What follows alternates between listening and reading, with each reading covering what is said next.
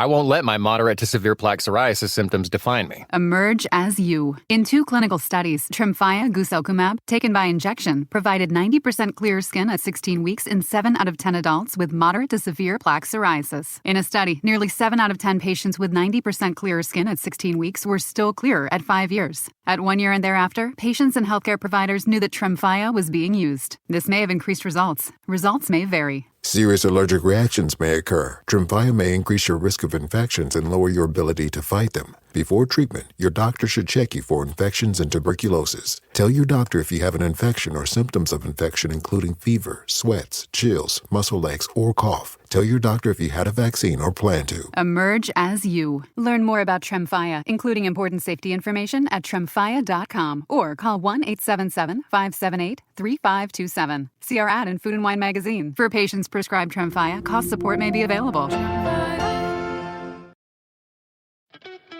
Hershey's milk chocolate with whole almonds makes for a wholly amazing, wholly delicious experience that's, well, wholly Hershey's.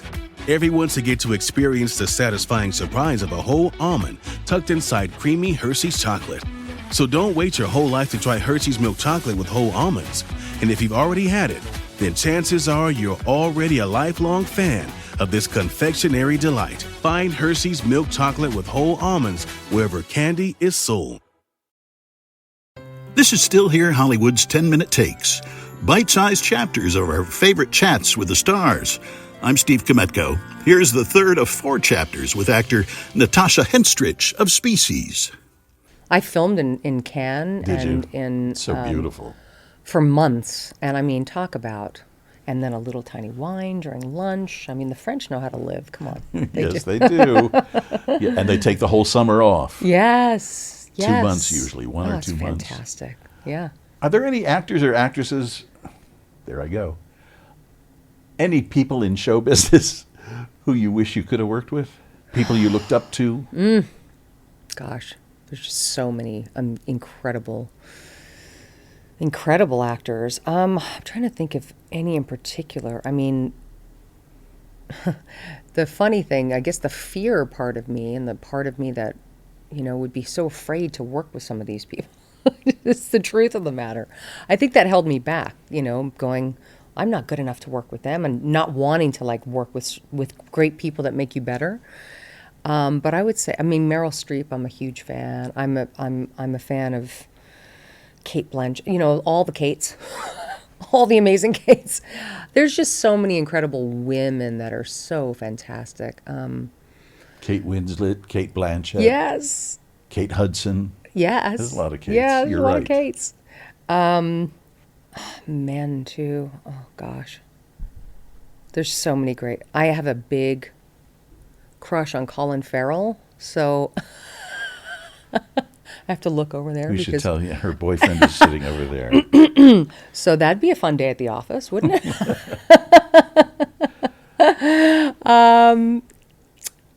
Yeah, I mean, there's too many to list. There's too many to list. I can't even think right now. One of the people I'd like to ask you about is Harvey Weinstein. I knew it.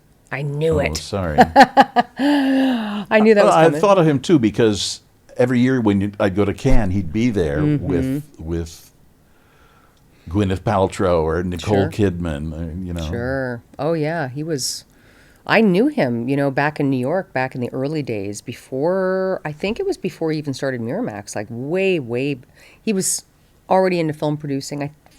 Maybe he had Miramax. It's going way back. So, I mean, he was beginning and starting to just rule the city, you know, rule the business and stuff. And I don't think, it's one of those weird things in life. You know, and I've talked about this briefly before, but it's one of those things where you look and you go, this guy's so legit. He's doing all of these incredible projects. He is the man, and you want to be in business with him. And then you feel, and what was so liberating about some of it is that, you know, when you feel like you're the only one who was treated in a certain way, and I did, came home and told people what my experience with him was, and then you come to find out that you're not. It was so powerful to be a part of women that talked openly about this, because you weren't like, oh, I'm not the only idiot, or I'm not the only one that got duped, or I'm not the only one that I must have put myself in this position. You blame yourself and all of these things, right? And because someone's so powerful, it's not the first thing you're going to be talking about with everybody. At the time I did, though. I did talk to my manager was, in my case, nearby at the time. And so... when somebody has that much power over you, and you want a career and you want a future, sometimes I can understand completely how certain things might go the way of whatever way the wind's blowing, or might take. It's hard to take yourself out of that situation, or leave yourself in that situation. That's it, until it goes way, way too far. So I think there's been a line over the years that, I think women have had to, honestly, sadly, always walk a certain line of, to quote Johnny Cash, always walk a certain line of being attractive. It's not just about your talent. It's about being attractive. It's about them having some mystery. It's about them going, wow, she's really beautiful. I wonder what it'd be like to be with her. I don't know what I can say on this thing, but people are always like, you want to be friends with her, or she needs to be fuckable, she needs to be this, she needs to be all of these things. So women have always had this weird line to walk in that way. And it's only when that goes too far, and it's not about engaging in it. It's just about holding yourself. Look, I've heard all these rumors about casting couches and all of that stuff, and I never really had those experiences. And there's only been a couple of things that have ever happened in my life, and Harvey was one of them. And look at him now. What did you think about his conviction being overturned? Yeah, I mean, it sucks.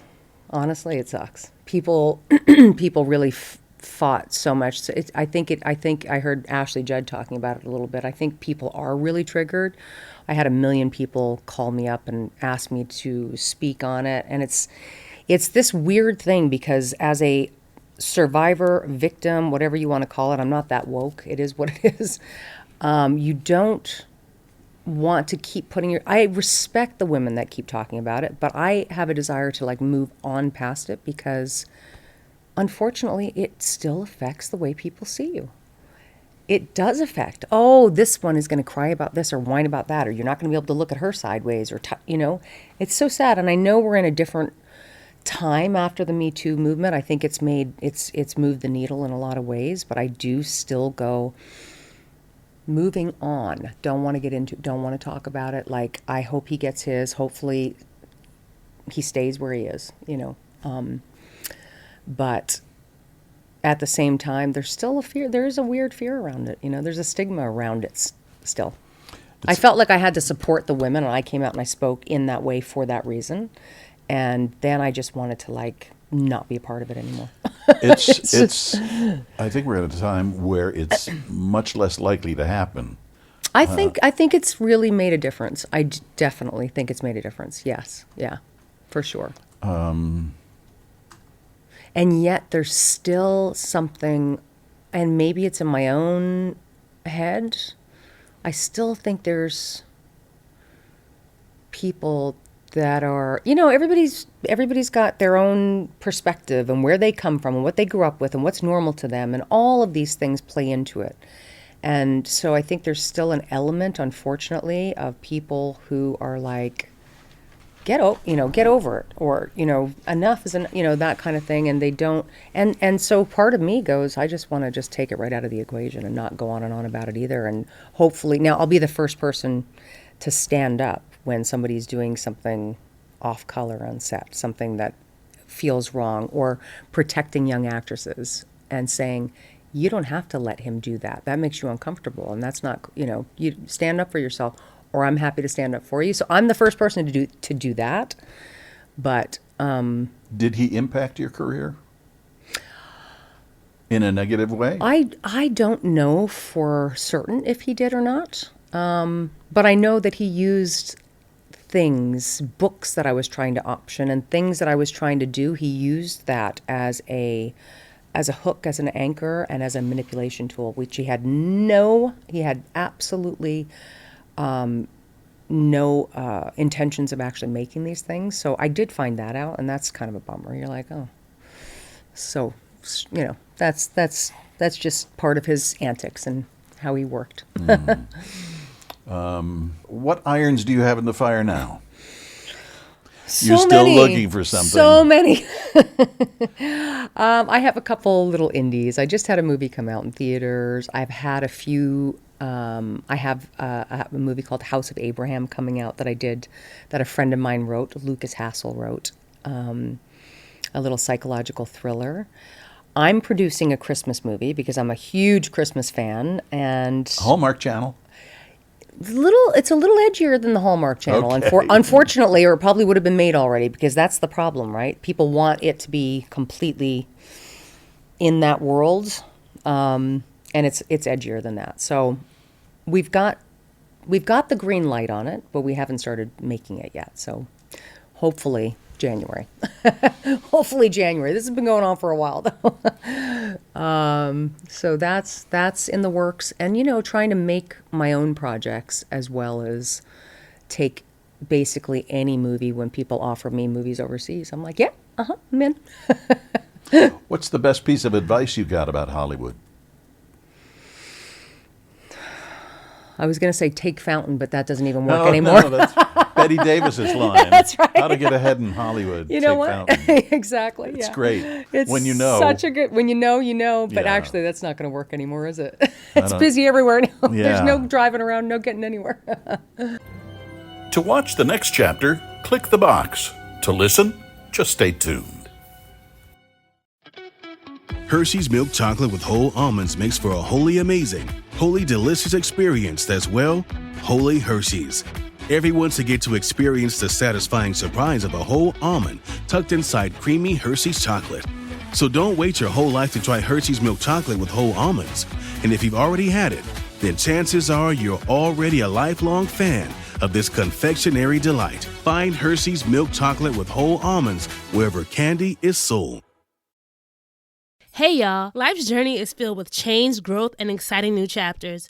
Whether you're welcoming a new family member, stepping into a new city, or chasing after your biggest dreams, you need a ride that's built with more space for the grand challenges ahead. The Toyota Grand Highlander is made for those who embrace every twist and turn. With advanced safety features, innovative tech, and a bold, sophisticated design, it's the SUV that adapts with you with room to spare. This spacious beauty seats up to 8, gives you up to 97.5 cubic feet of cargo space, and has a diverse engine lineup, available in gas or hybrid options, including the powerful 362 horsepower Hybrid Max.